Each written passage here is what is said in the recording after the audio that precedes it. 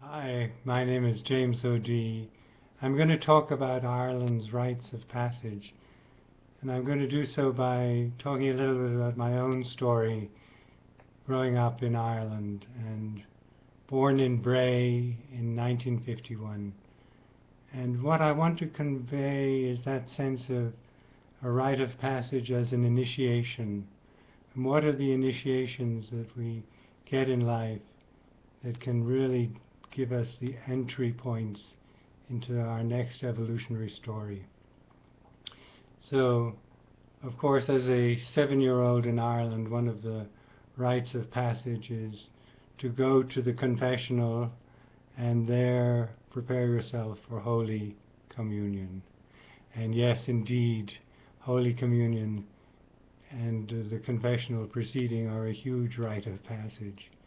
And what I want to share with you is that sense that for me as a 7-year-old, Holy Communion truly was an initiation, truly was a communion with divinity. It was an extraordinary experience as a young child to get that level of connection through this symbolic process, or rather, I should say, through the mystical process of Holy Communion. Well, not long after Holy Communion, I had a prayer in which I sat down one night and I prayed to the divine that I was now in deeper communion with. And I said, look, I don't believe in you anymore if you are going to punish the devil for all eternity. That's just too harsh. That's too terrible a thing. I can't imagine a worse punishment and a more cruel punishment. So I ask you to free the devil from hell. And as you might imagine, that probably created a little ripple in the psychic spiritual field. Probably my guardian angel at the time said, well, I think this little kid is praying for the devil. We better send him up to a higher authority and get some advice on what to do with this one. So as I imagine it, the boss himself was informed that little kid in Ireland is praying for the devil's release. What do we do about that? And I imagine that the divine said, well, I think what we ought to do in such a case is give him a priestly vocation. That should sort things out rather quickly. So in fact I did quite soon thereafter have a burning desire to become a priest. And my family at aged 11 moved to England, and I persuaded them to send me to a Salesian seminary in a little place called Shrigley in Cheshire, a kind of remote area of Cheshire. And I went off to become a priest. And again, you might say that was another level of initiation, that taking this step at such an early age. And I had to relentlessly plead with my parents to allow me to go there, but that happened, and so I'm glad it did, because again I had a more ecstatic sense of spiritual communion. I had this deep reverence for prayer and communion and silence whenever it was given to us. And for a 12-year-old, a really deep immersion in spirit. I used to sit on a tree near the college and just feel so deeply and profoundly connected to the universe. Well, that, if you like, was another level of initiation into the spiritual realm. So you're saying, well, this guy's rather holy, isn't he? As he tells his story, but as initiations will have it, if you've been initiated into one level, you might find that you need rebalancing in another. And so, in my 13th year, I descended into the criminal mind. Yes, indeed. And if you like, some matters relating to sexual confusion in a boys' boarding school and other matters turned me in another direction. and I decided I had to escape, I had to leave. I was so overwhelmed with the sense of loss of what my ideal was about. So that this descent, that loss, is so important as an initiatory factor, because one loses something so precious and one tries to find it in another realm. In my case, the criminal mind was very professional at age 13. I studied where they kept the money, and I robbed the seminary bank of precisely, I think it was £15, and made my escape in the middle of the night. And rather than going to my family in England, again trying to find some lost territory, I went to Ireland, and that in itself was a great escape story. But so you could say, here I am being initiated now from the saintly behaviors, premature maybe saintly behaviors, into criminality, into stealing, running away, loss. And naturally at that age I was not too long on the lam, as it were, and I was taken back to my family in England, who were deeply ashamed of my behavior, but very forgiving and loving, as my parents were.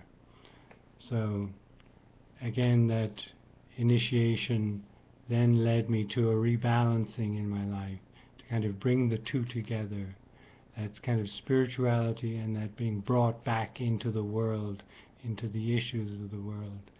And by 16 I was organizing in London teenagers to assess the social welfare conditions of senior citizens across the entire southeast part of London. And I got some recognition for that. But here you can see that those two initiations, the spiritual and then the descent, rebalanced into a social consciousness, a social awareness. I was given an award as Teenager of the Year. But my kind of longing to live a spiritual life and my new passion for the world really were that synthesis that drove me forward. And again, after living in England and getting degrees and so on, I went to live in Turkey. And again, I had a very deep initiation in Turkey. I was knifed at night in back streets and left bleeding and taken, by whom I call an angel of the night, dropped me at the steps of a public hospital and left as quickly as he could because he didn't want to get involved. But you see, in that story too, there is a profound initiation. I don't recommend it for everybody. You don't need to be knifed. But there is some vital disruption in your belief system, in your normal way of being. And what it did for me, it really said to me, what is the value of your life? What are you here for? What's going on? How important are your commitments? And so this was really the deepest initiation possible into commitment, into saying, get on with your life. Do something powerful with it. Don't waste it. You could have been gone, and what would you have accomplished? And so I took that initiation and that deepening of commitment to really stand by my students in the terrible upheavals that led to a coup d'etat in Turkey at the time. And then further than that, I went on to work with the Middle East Council of Churches in Beirut during the time when the Israelis invaded, when there were massacres of the Palestinians. If you like, this was the deepest initiation into human suffering and the misery and the loss of dignity and the terror of war. And I want to paint this picture for you as clearly as possible, because this is the deep descent now. We've had some levels of descending which you can begin to track in my story. This is the deeper descent into human carnage, into suffering.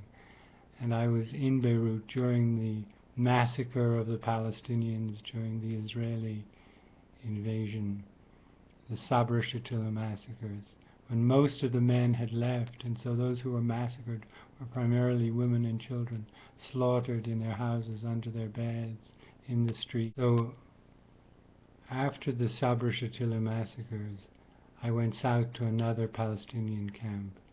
And here I had a deep, deep epiphany, right at the nadir of my experience of loss, of feeling that humanity was really devoid of hope at that particular period. And in the midst of the rubble of the Palestinian camp of Ain al-Helwa, I saw black flags in mourning for all those dead.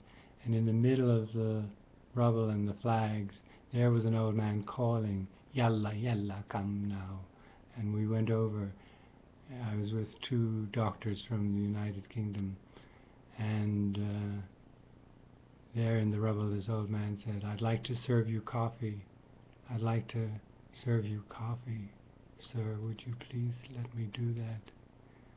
And this was in the rubble of his bombed out home. This was after the loss of all of his family and his relatives. It struck me so profoundly that this human being, in the midst of the suffering, would want to entertain us with coffee. And yet it was his way of signaling his dignity, not his anti-Israeli attitude, not his hatred for any people, but his humanity as a human being. This was an initiation of the deepest kind, as I saw this man with deep dignity and reverence pouring us coffee. I saw the spiritual being in the human form. I saw the indestructible nature of the human spirit speaking out loud and clear to us. That we are spiritual beings having a human experience. No bombs can destroy this dignity, this spiritual aspect. And so this was the turning point for me. I turned from there and not long after went to work for Amnesty International and serving human rights and serving planetary transformation, serving dialogue, serving reconciliation and forgiveness, sharing the great work of social healing on the planet. And when I think about Ireland's rites of passage, I think through my own story of those various initiations and how it's so important not to allow them to polarize one's life, so that one moves from righteousness to guilt and shame, that one moves from, sinner to saint and saint to sinner, bouncing back in and out of the inner confessional or the outer confessional, wherever it is. It's that polarity that traps us. This is the time of the rite of passage beyond that duality, beyond that polarity. I say to you, my friends, this is a time for Ireland to take Holy Communion to a whole new level, to commune with saint and sinner, to commune with other beings across the planet, to commune between religions and peoples and diverse cultures, not the communing of the missionary for those who do not have what is needed, but the communion of humanity at this sacred time. And Ireland has this spirit of communing. It has this communication skill. It is a lighthouse of intentionality to reach out and connect with other people. So I say this is our time. This is the initiation of the global reality of communion, where we see this spirit in each other, the indestructible spirit, the undeniable spirit, and we have reverence for it, and we call it forth. And we call it forth with joy and with cheer and with laughter and with humor and with passion and with compassion, so that we enter into a state of communing with each other and end the polarity of saint and sinner. This is our destiny. It is a great one. Thank you so much, my friends. Have a beautiful conference.